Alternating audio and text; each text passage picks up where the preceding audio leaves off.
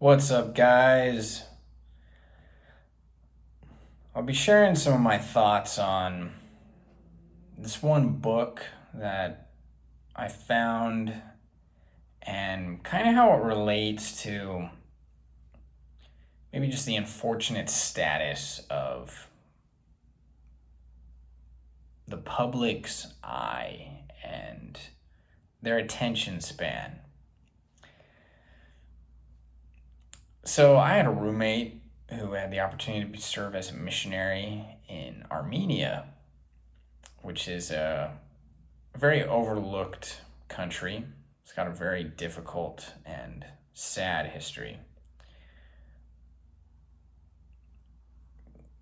They suffered from the Armenian genocide, which took place during World War I at the hands of the Ottoman Empire and what then was consolidated into the state of Turkey.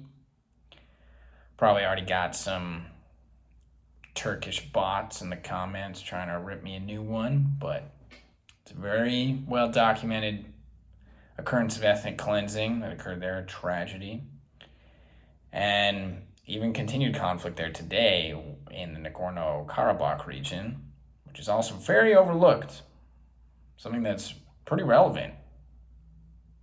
Honestly, probably just as important of a conflict, or at least nearly so, is what's currently taking place in Ukraine and in Palestine, Israel, all that disputed territory. But has Armenia really caught anyone's attention? Probably not. And I myself, I thought, well, I really don't know enough about Armenia. I should look into a book about it. So I found a novel called The Sandcastle Girls. Full spoiler warning, this book came out a number of years ago.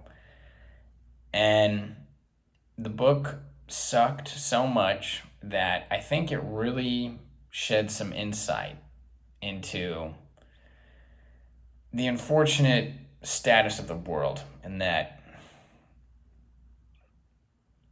sometimes it takes entertainment for people to even care about other places around the world.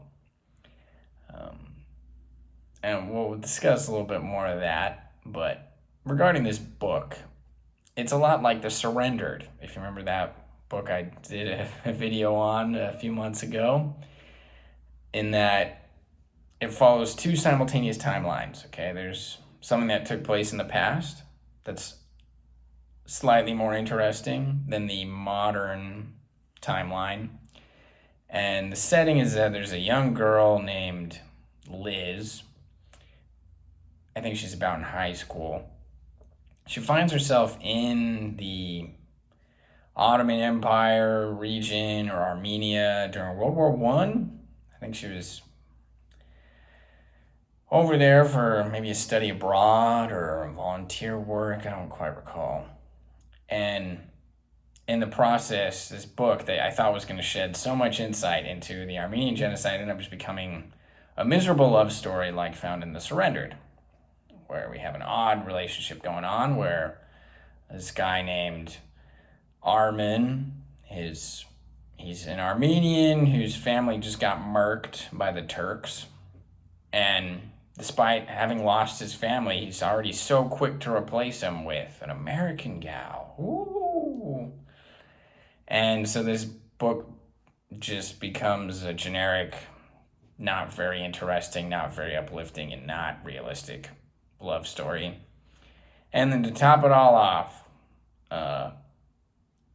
Liz and Armin are embracing right when Armin's wife actually shows up. So she was not actually dead, and he just assumed that she died. And she sees her husband embracing a new girl. I mean, he was so quick to move on. And because of that, she decided to take her own life instead of intervening or saying, hey, I'm still alive. She just jumped to the permanent solution to a not permanent problem. And Liz finds herself, I don't even remember why, in the hospital next to the dead wife of her now new love interest, her conquest, and somehow puts the dots together that this is Armin's wife. And instead of telling him, she just decides to keep it a secret in her heart. Wow. Talk about uplifting and inspiring and really going to help casual audiences take more interest in this really sad event of the Armenian genocide. This almost feels like a parody. Was this written by secret Turks that hate Armenia? Was this by the Young Turks? What the heck is going on here? Ugh. Miserable book. And for a grade, the Sandcastle Girls gets an F. Whereas The Surrendered was almost equally as miserable. It at least had a few redeeming qualities, but this book has none whatsoever. And what I think this really goes to show is that, unfortunately, in this entertainment-driven world we find ourselves in, and here I am probably just contributing to the problem. I've started a YouTube channel for the entertainment of others. I like to think that I'm trying to do more than just entertain. I'm trying to teach and get out my thoughts. But it is entertainment. It is what it is.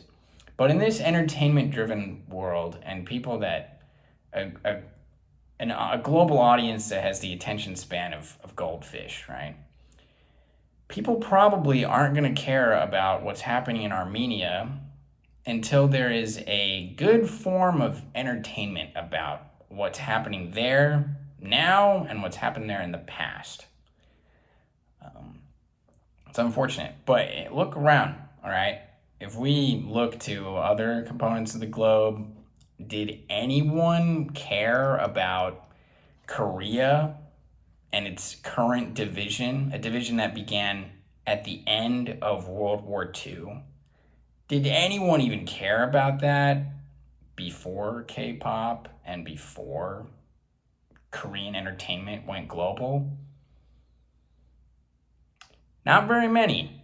And I would like to classify myself as part of that category, but to be honest, I in truth, I have family from Korea, and I made a lot of friends from Korea, but what really got me definitely interested in there was definitely checking out some of their films. I'm going to be honest, right? I'm not immune to this. Or even the Holocaust. Did anyone really care deeply enough about the Holocaust before all these books and entertainment and film came out documenting it? Or Afghanistan? Did anyone care about Afghanistan before The Kite Runner came out? That wonderful book. But did anyone even care? And the United States was already over there by the time The Kite Runner book came out. Well, if that's the world we live in, so be it. But Armenia is not going to be getting anyone's attention until there is a quality bit of entertainment on its history and its people. It's unfortunate, but the Sandcastle Girls is not giving Armenia perhaps the reputation it deserves. If anybody knows a better book on Armenia, please let me know in the comments, but do not touch this book, The Sandcastle Girls, with even a 6-foot pole. It's awful. And with that, I conclude my thoughts. Happy Friday, y'all.